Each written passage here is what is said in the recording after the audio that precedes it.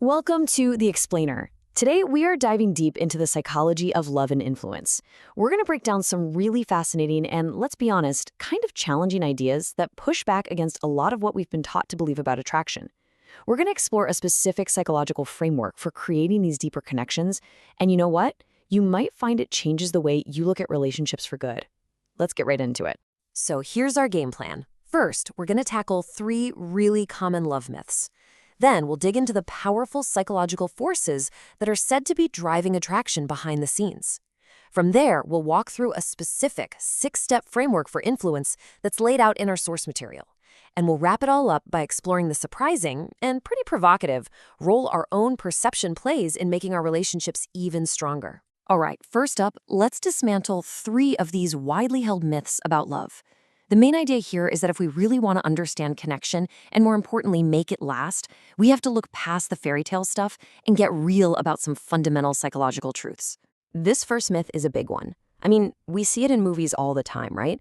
The idea that true love is just effortless, that once you find the one, you can just kind of put it on cruise control. But the reality presented here is that relationships are a lot more like gardens than statues. They need constant, active work to actually thrive. To really hammer this point home, our source highlights a pretty stark statistic. Roughly half of all first marriages end in divorce. And the reasons? It's often not some sudden disappearance of love, but a slow breakdown caused by a lack of sustained effort and, this is crucial, the skills to handle conflict. The text suggests love alone just isn't a magic wand. It's the starting line, not the finish line. The real work is in navigating disagreements, managing expectations as life throws curveballs, and continuously choosing to understand and back your partner even when it gets tough. Okay, next up is myth number 2, that classic advice to just be yourself. Now, that sounds great on the surface, but what if it's not that simple? The argument here is that we almost never see other people, or even ourselves really, with perfect objective clarity. Instead, we view potential partners through this sort of psychological blueprint. Think of it like a filter that's already on your camera lens before you even take the picture. This blueprint is an unconscious map for what relationships are supposed to feel like, and it was drawn up way back in our childhood, shaped by those first bonds with our parents or caregivers. It quietly and very powerfully guides who we're drawn to now, long before our conscious brain has a chance to figure out why. We're going to dig into this blueprint idea a lot more in just a bit. And the third myth, the idea that grand gestures and a constant flow of compliments are the keys to someone's heart. Look, they can be nice, for sure. But genuine empathy is presented as something way, way more powerful. Anybody can give a compliment, but that feeling of being truly seen and understood, that's rare, and it's incredibly magnetic. The real foundation of love, which is trust, isn't built on being admired. It's built on feeling safe enough to be vulnerable. In fact, a study mentioned in the text suggests that the most meaningful compliments people remember getting often have nothing to do with how they look. Instead, they're about their character, their courage, or the unique strength of the relationship itself. See, that's the difference between simple flattery and real connection. So, with those myths out of the way, let's get into the mechanics of it all. This next section dives into 2 core psychological drivers that are said to be working almost entirely under the surface of our conscious minds, shaping who we find ourselves irresistibly drawn to. And this is where things get really, really interesting. So I mentioned this term a minute ago, and it's a huge idea here, so let's really give it the focus it deserves. What in the world are these attachment blueprints that are supposedly running the show from behind the curtain of our love lives? The implication of this is it's profound. This blueprint, formed by our earliest relationships, basically dictates what feels familiar. And because it's familiar, what feels right in a partner. It's our default setting for love. So if your caregivers were warm, reliable, and nurturing, creating what's known as a secure attachment, you'll probably seek out those same qualities in a partner. It just feels like coming home. But, and here's the paradox, if your home life was chaotic, unpredictable, or emotionally cold, you might find yourself unconsciously drawn to partners who create drama, who are inconsistent, or who keep you at a distance. And it's not because it's healthy, but because that pattern of connection, that chaotic push and pull, is what your blueprint registers as home. It's the devil you know. To really get this next concept, it helps to look at the work of the psychologist Carl Jung. This quote just sets the stage perfectly. Hidden desires, dreams, and deeper aspects of personality reside beneath our awareness. The idea is that there's this entire world of hidden wants, unmet needs, and even fears, all operating just below the surface of our conscious mind. And this hidden world, this sort of emotional shadow self, plays a massive role in who we fall in love with. And this brings us to the second key psychological mechanism, projection. The idea is that when we feel that initial powerful spark of attraction, we're not just seeing the other person for who they really are. What we're actually doing is unconsciously projecting our own hidden desires onto them. They become a screen for our own internal movie. So we might see them as the adventurous soul who's going to save us from our boring life, or the stable anchor who can finally calm our anxiety, or the brilliant artist who will bring creativity into our world.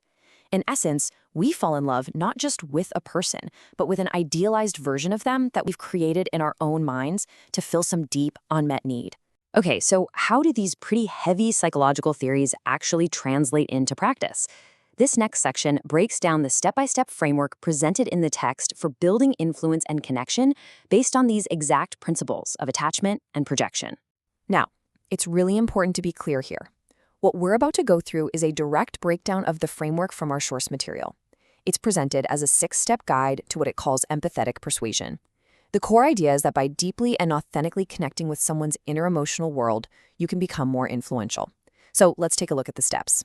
So here they are, the 6 steps laid out in the text, and we're going to spend a moment on each one. First, develop genuine empathy. This is the foundation of everything. We're not just talking about listening to words, but tuning into the emotion underneath them. It's about understanding someone's point of view so well that you can actually articulate their feelings better than they can themselves. Second, mirror her desires. Now, this isn't just simple copying. It's about showing that you value what they value, that you want what they want. If they crave adventure, you reflect that adventurous spirit. If they need security, you become a symbol of stability. You're aligning your world with theirs.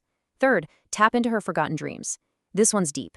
It means listening for the ghosts of their past ambitions. You know, the novel they never wrote, the country they always wanted to visit, the person they once hoped they'd become. By taking those dreams seriously, you connect with a really deep and often neglected part of who they are. Fourth, offer the illusion of something greater. This is about creating a shared world together that feels special, elevated, separate from the boring day-to-day. It's about building a story where the connection you two share is unique, exciting, and full of possibility. Fifth, be patient and attuned. This is not a checklist you can just speed through. Building real trust takes time. This step is all about giving the other person space, being observant, and letting the connection deepen on its own without any pressure. And finally, step 6, reflect her inner conflict. This is the most advanced part. It's about recognizing the gap between who someone is in public and who they are in private, their insecurities, their contradictions, and showing them that you see and you accept all of it. The argument is that this entire journey isn't about manipulation, but about a really radical form of listening that makes someone feel profoundly and completely seen. And to illustrate this, the text points to some pretty famous historical figures. Take Cleopatra, for example. She didn't just dazzle powerful men like Caesar and Mark Antony with her beauty. She used her incredible intellect and political skill to mirror their own massive ambitions. She made them feel that in her, they had found the one person on Earth who truly understood the scale of their dreams. Or think about Mata Hari, the famous exotic dancer and courtesan. She built her enormous influence by creating a persona that was a direct reflection of the fantasies of her wealthy European audience. She literally became the living embodiment of their deepest escapist desires. All right, this brings us to our final section, and this explores what might be the most provocative argument of them all, the idea that a little bit of illusion, a very specific kind of positive perception, can actually be a really good thing for a relationship. The key term here is positive illusions. The idea is that seeing your partner through, let's call them slightly rose-colored glasses, viewing them as a little kinder or a little smarter or funnier than they might objectively be, isn't a sign that you're delusional. It's a tendency that's presented as not only normal, but actively good for the health and the length of a relationship. It really pushes back against that idea that we have to see our partners with brutal, unflinching honesty all the time.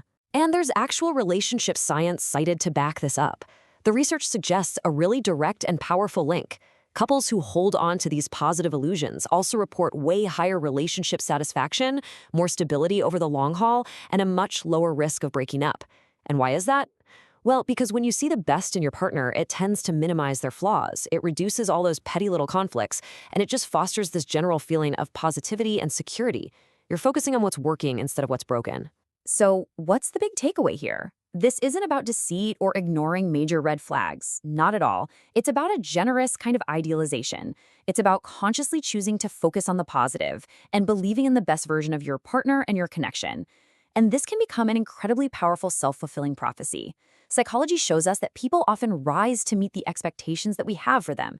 When you treat someone like they're exceptional and kind and capable, they feel more valued and are way more likely to actually embody those qualities.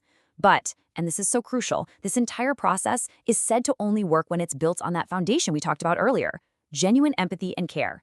It's a tool for building someone up, not for manipulating them. And that brings us to our final question, one that gets right to the very heart of everything we've talked about today. Understanding these deep psychological dynamics can absolutely help us build more profound, empathetic connections with the people we care about.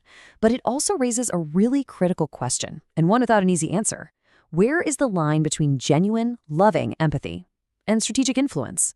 It's something to think about as we reflect on the complex, beautiful, and sometimes pretty bewildering ways we all connect with one another.